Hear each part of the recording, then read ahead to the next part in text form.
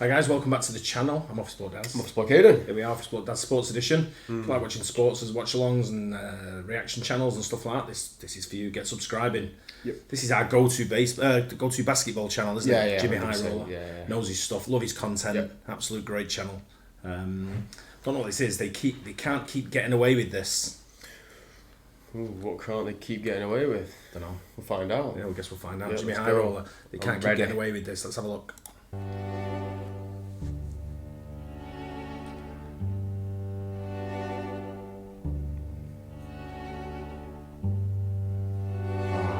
I see what you mean. Jesus.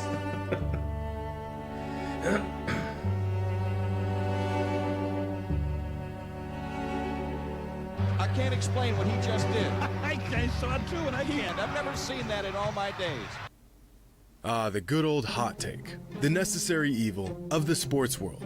Through the good ones, the bad ones, and the downright atrocious ones. We once again find ourselves racking our brains, trying to figure out how some people come up with this nonsense. But today, I've done the brain racking for you and found some of the hottest NBA takes on the internet. So sit back, relax, and enjoy the circus. Today's video is sponsored by SeatGeek. With football good announced to find to make each of the green ones guaranteed with purchase, just head over, use code Jimmy, and get $20 off your first purchase. It's been a while since we looked at some hot takes, and so after a long off season, I did my reluctant scrub through NBA social media. And to absolutely no surprise, there was no shortage of oddball takes. And here are some of the more interesting ones I came across. Now, our first take kind of blew up a few weeks ago because this NBA fan introduced an entirely new angle on the GOAT debate that many people, including myself, have never heard or considered before. What's your most unpopular opinion? I think that if LeBron came before Jordan, there wouldn't even be an argument about who's better. Now, whether you agree or disagree, the take itself is actually really interesting. She doesn't go into more detail, so she's either implying that if LeBron came into the NBA in the 80s with his size and skills, he would have dominated the league so much that his resume would have made him the undisputed GOAT. Or she's implying that even if their careers remained the same and they just swapped spots on the timeline, LeBron's legacy would have been cemented as the GOAT and his resume and accomplishments would have been too overwhelming for Jordan to overtake him. But the first scenario is completely hypothetical. We don't know the extent of which LeBron would have dominated in Jordan's era. To assume we could just drop him in as a rookie in 1985 and he would win everything all the time is a bit naive. And even if we somehow could, it's difficult to imagine he would have accomplished more than MJ did. Now, scenario 2 is a bit more interesting. If their careers remain the same, but LeBron came before Jordan, would he be considered the GOAT by the majority of NBA fans? Even if LeBron came before Jordan and everything remained the same, their accomplishments and stats and impact, Michael Jordan would still be the greatest player of all time. In fact, there was a LeBron before Michael Jordan.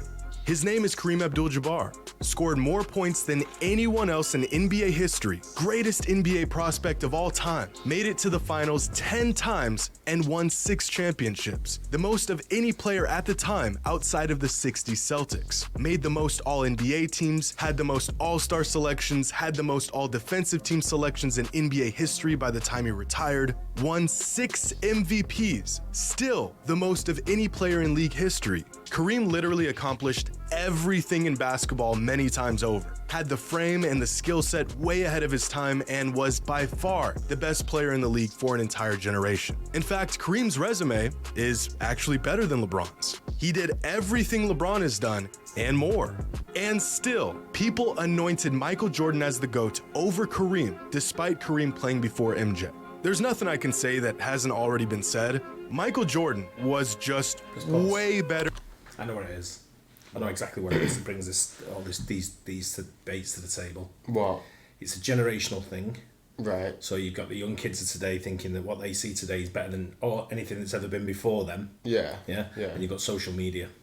Yeah. And people just like clickbaity sort of like, I'm going to cause a little bit of a stir and say something that's completely absurd I'm not saying this is absurd about the Jordan, LeBron, Kareem debate. It's an opinion. Whoever the GOAT is, just Stuff purely like that, based on opinion. And stats, you got to go for the stats. Yeah, so when you're looking at people like Kareem Abdul-Jabbar, I don't think there's like a highlight out there of him doing something bad. You know what I mean? So he's probably not the same with Jordan. Probably is like loads of videos and stuff of him as well. But like it's also like how the game like is changing. Game's changed. It's like I say, it's a generational thing as well. Like it's but you got that, the way the game changes. The sports science that people can do now. Yeah, like if LeBron James was playing in Michael Jordan's era, that doesn't mean he's going to be as good as he is now. He might have been injured. Like is in this era. He might have been finished when he was 26. Yeah. Do you know what I mean? Because if he started when he was early, because he started early, didn't he? James, he might have been injured. His knees might have been shot because he didn't have the same sports science and medicine that they have nowadays. Yeah. To keep him going through for a career where he's playing at 37, 38 years old, whatever he is. But it's, I think it's just a generational thing. I get involved with it. I try not to bite sometimes with the young generation on football. I saw someone the other day, and he said something like McAllister 10 times better than Kevin De Bruyne. And things like this. And but I feel like that's to wind you up because everyone knows. And then that's find not out true. it's like a little kid. Like, for example, that's Nigeria like, somewhere. Yeah. They're arguing the toss on social media, but it's like, they're just out there telling me I'm wrong, and I'm like, tell you you're wrong, mate. I'll knock shit out of you. I saw one today. It was like Bellingham's already seen it. Bellingham's already showed himself to be better than Messi, but he's still a bit behind Ronaldo. Jesus. His fanboys are certain sports organisations that sort of like come up with these sort of things the way they go into it.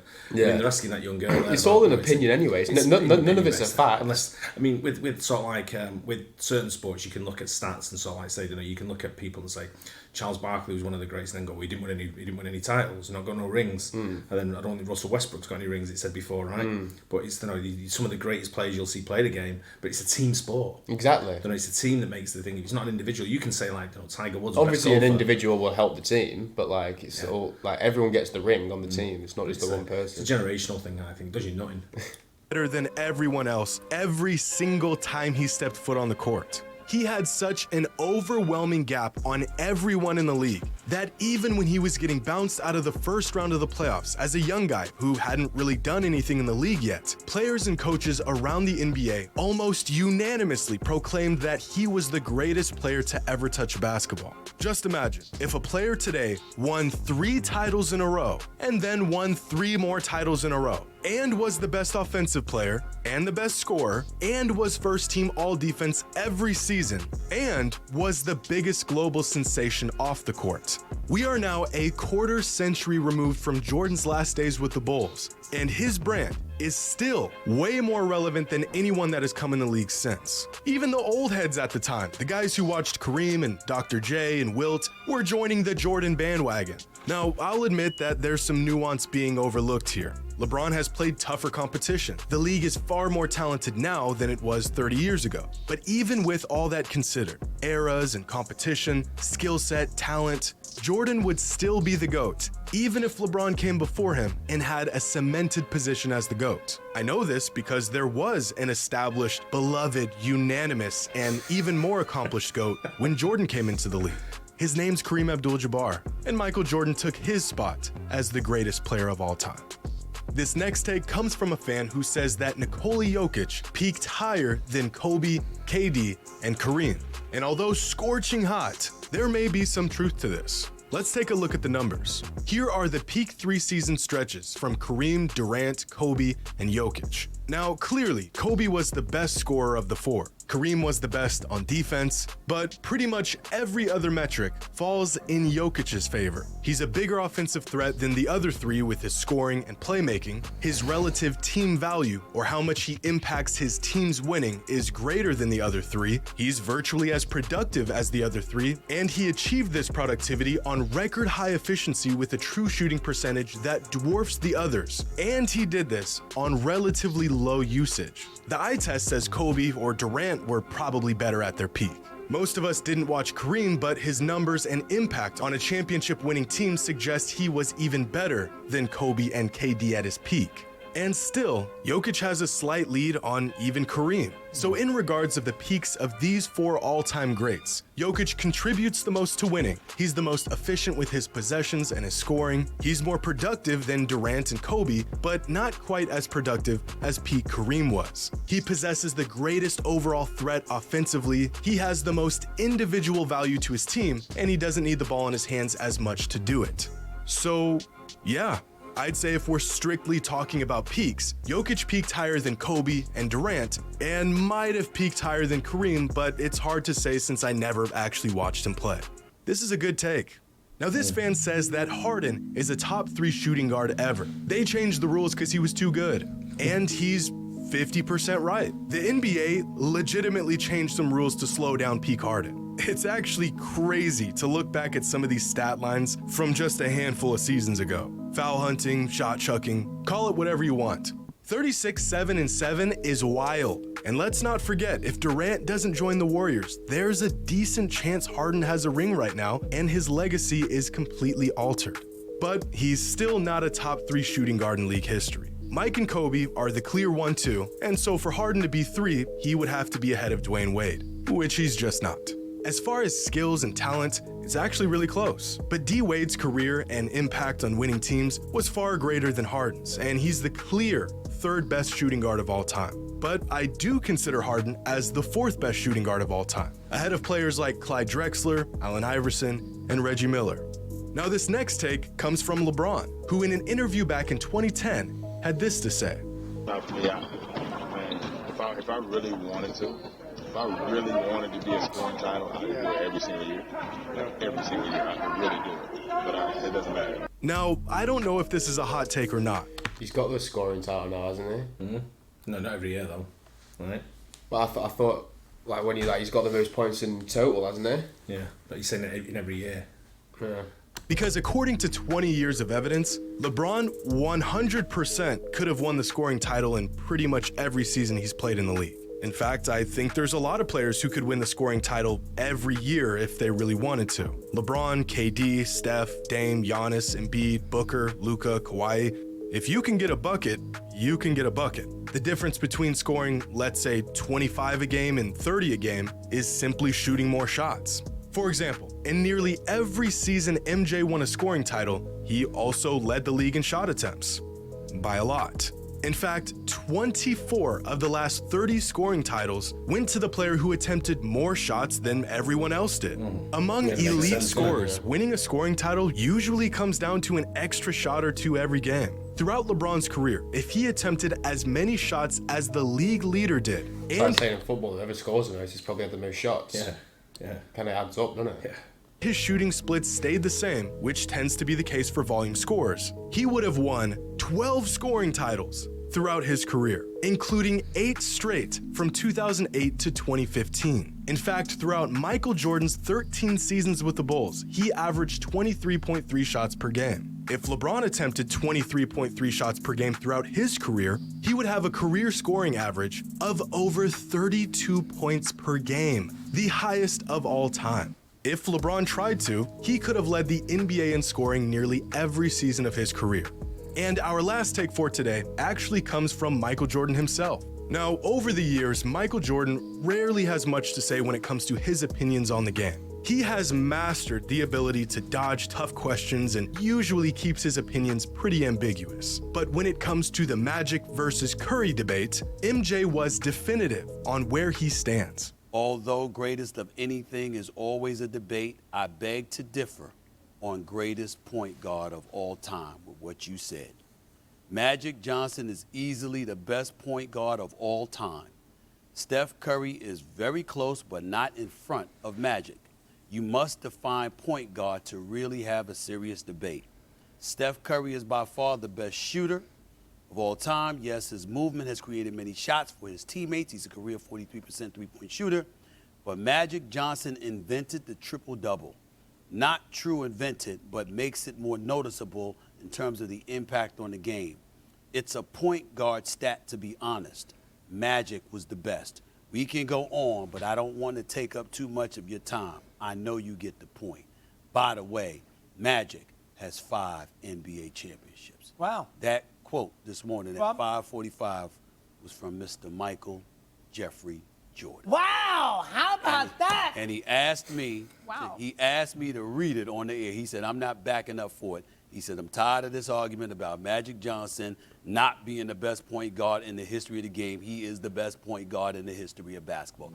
Sure, when you look at their careers at face value, Magic is still much greater than Steph. But these debates continue to fail to bring up the difference between the best and the greatest. Up to this point, Magic Johnson had a greater career than Steph. But was he a better basketball player? Magic dominated his era more than Steph has dominated his, so by definition, he is the greater player. He achieved more. But if we're looking at skill set and ability and context, then I think Steph is the better player. If you had to choose between the two to play on your team, who would you pick? As a quick experiment, here are two former NBA players. Both all-time great players, both played in the league for over a decade, but one of them is more accomplished than the other. It's pretty obvious that player A is greater than player B. Except player A is 50s NBA legend Bob Pettit, and player B is Giannis. Now, this is an exaggerated example, but the principle is the same as the Magic-Curry debate. Bob Pettit dominated his era like Giannis has dominated his, but Giannis's era is vastly better than Bob's was. Magic was revolutionary for his time, but his time was nearly 40 years ago. The game has taken leaps and bounds over the last 40 years. To compare stats and achievements to decide who had the greater career is pretty simple. But to use those metrics to decide who was the better basketball player when they played 4 decades apart from each other is tough to do. If the question is who is the better player, I think the answer is Steph. If the question is who is a greater point guard, well, then the answer, for now, is still Magic Johnson. And unfortunately, that's all the racking my brain can handle in one sitting. But y'all know the drill. Leave a comment with your hot take, and as usual, the hotter, the better. Or worse. And as always, until next time. Great stuff. Again, great channel. Talks his way through basketball like he invented the game. Bang on. He's always bang on. Just like I say, it does my nutting when you talk about when people compare, especially when people compare eras. Yeah. So if someone says to me, I'll say he might remind me of that player, but when people say, do you think, I refer to something, it's like saying, if you're talking NFL, do you think someone is better than, Joe Montana, or someone who's now better than someone like from the 80s or the 70s or 60s or whatever era you're talking about? And you can't. I don't think you can compare. You can compare eras. Another thing is like he plays a bit like him. He's got a similar style, or he reminds me of him. He's but if someone comes through and I see players. The greatest player I've ever seen play football, in English football, is Lionel Messi by a long way, right? The guy's just a phenomenal player. I've seen him on the pitch. I've seen him play. I've seen what he's won. Phenomenal player. But there's been some great players as well over the years. You people like I never really seen play like George Best. Yeah, but like when you have people like saying, like, let's say LeBron, they say LeBron James is the GOAT. Yeah. They've probably never actually even seen Michael Jordan play, so how can they say that? Yeah, it's more of a modern thing, or they're watching. I know what it's like with you. If I put a video now of Kareem Abdul-Jabbar on, right, you'll lose interest like that because the quality of the video will be bobbins, right? It won't be very good. It'll be, like all grainy and so like you're seeing stuff. You won't recognise any of the players, so you won't really have much of an interest. The modern generation won't have much of an interest in watching that. No. So I think they'll just lose interest. They'll just be like, and in your head still, LeBron's a better player still than anyone that's ever played on whether you watch black and white TV or, low definition TV, sort of like videos. The younger generation don't see it because they've got everything at their fingertips now. We never used to have the stats that you get available now when we were younger. It's people come up with stats like that. Some of the stats you get now, you get distance covered, you get heart rates, you get everything like. We didn't have anything like that, but now you're just going off like the modern science that comes with it. It's all at your fingertips. So the modern generation are always going to go with the modern people because there's more stats available and more information available, and they're seeing it up live. The bigger people, the faster. You look at 100 meters. Look how fast.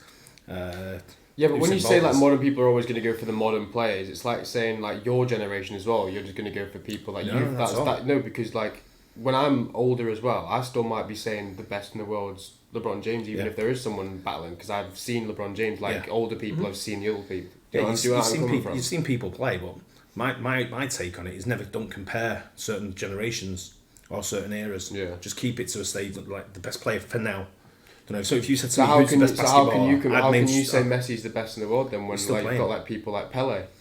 I think Messi was better than Pele. How? It's just different generations. Different, yeah, I know what you mean, but I think as an all-round footballer, I think he's just a better player. Did you ever watch Pele? Yeah, I've seen footage of Pele. Yeah, I've never exactly. seen him live, but I've seen footage of him. I watched him in Escape to Victory, the film. Yeah, it's a good video though. It was a very good video, yeah. And it's one of them arguments that it's a great argument to have in a bar because everyone's got a Like different it's opinion. something that can easily get you like annoyed. It's something that winds people up all the time, and it's like I say, it's a great discussion to have. Whether you sat in a bar, whether you sat in a family like gathering in a living room.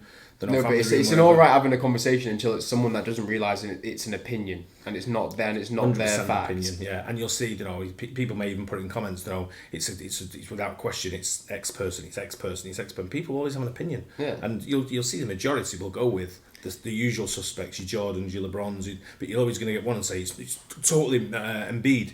There won't be one saying that. You'll get someone who supports the Phillies, the Philadelphia. If it's saying team. all-time Phillies player, you'd say like at least Allen Iverson. Yeah, or exactly. something. But you're always going to get that one guy who's, you know, who will argue the point that, you know, Patrick Ewing is the best all-time player. But you're always going to get someone who's got that opinion because that was their team and that was their favourite player. Yeah. You know, and they can't see any further than that. But they talk nonsense. I always like understand that though. Like I understand like when I'm talking to people about football and they start saying that like their player like in a lot better way of what I see them. I'm like, Yeah. I understand that because like I probably see the City players a lot better than what you see. Yeah, because you see, some people watch other players more than others. So you get Phillies fans, for example, they're not watching the Lakers or someone like that, and they probably don't watch the Lakers all the time. They'll probably only see the highlights here and there, so they won't know how good certain players are. But they'll be watching, you know, Embiid play all the time and think Embiid's our man. He's a star guy, sort of thing. But like I say, it's an opinion. It's a great topic of conversation. Let us know who you think the GOAT is in any sport. Yeah, we'll all have that debate in the comments, right? Yep. Yeah. Hope you guys enjoyed it, and we'll catch you on the next one. Cheers. Cheers.